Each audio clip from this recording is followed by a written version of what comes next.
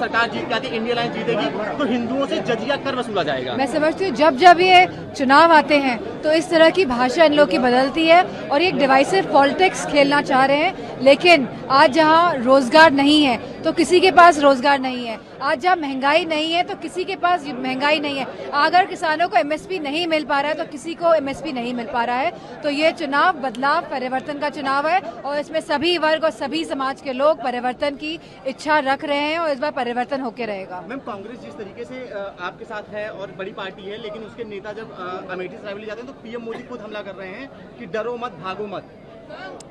मैं समझती हूँ ये लोग जो परिवार पे हमला कर रहे हैं तो ये डर के कहीं ना कहीं ये डर है, कहीं ना कहीं कोई बात है जिसकी वजह से लगातार ये लोग परिवारवाद पे हमला कर रहे हैं। क्योंकि लोकतंत्र में अगर आप देखेंगे तो जनता डिसाइड करेगी और ये एक पार्टी का निश्चय है कि कौन कहाँ से चुनाव लड़ता है और कौन कहाँ से नॉमिनेशन फाइल करता है, तो उस पर उंगली हम नहीं उठा सकते हैं। सिमिलरली अगर आप देखेंगे कि जिस तरह लोकतंत्र के साथ ये मौजूदा सरकार खेल रही है और कहीं ना कहीं लोकतंत्र को नुकसान पहुंचाने की कोशिश कर रही है और जहां हमने देखा है पिछले कई सालों से कि लोगों को शांतिपूर्ण ढंग से आंदोलन तक नहीं करने दे रही है सरकार, तो बताइए हमारे लोकतंत्र, हमारे संविधान में लिखी गई है कि आप शांतिपूर्ण तरीके से आप आंदोलन कर सकते हैं। तो मैं समझती हूँ ये सरकार लोकतंत्र को पूरी तरह से ध्वस्त करना चाहती है देश में। बीजेपी लगातार सपा परिवारवाद का आरोप लगाती है कि सपा परिवारवाद करती है। मैं समझती हूँ कहीं ना कहीं डर की वजह से, जो आप डर का आपने शब्द का प्रयोग किया है, तो उन्हें मुझे लगता है कि खतरे की घंटी लगती है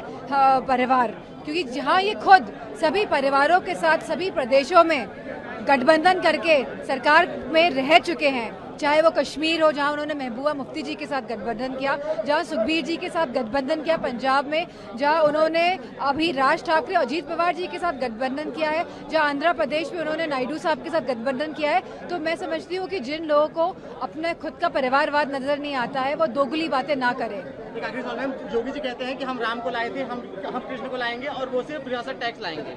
मैं समझती हूँ कि राम का जो नाम है वो हमेशा था, है और हमेशा रहेगा। किसी के कहने से ना कोई आया है ना कोई जाएगा। कितने मार्जिन से जीत रही मैम आप यहाँ मैनपुरी में? सॉरी, मैनपुरी में कितने मार्जिन से जीत रही हैं आप? कितना लोग ये जो प्यार मिल रहा है वो देखिए क्या लगता है कितने मार्जिन से आप जीत? और योगी जी को पता होना चाहिए ये बात कि एक श्लोक जो है कि न जयते मृते कदाचनानम भूता भवता व न भूय अजो नित्य शाश्वतम पुराणो न हन्यते हन्यमाने शरीरे। तो मैं समझती हूँ अगर इस बात का उनको ज्ञान होगा तो उनको इस तरह की बातें नहीं करनी चाहिए।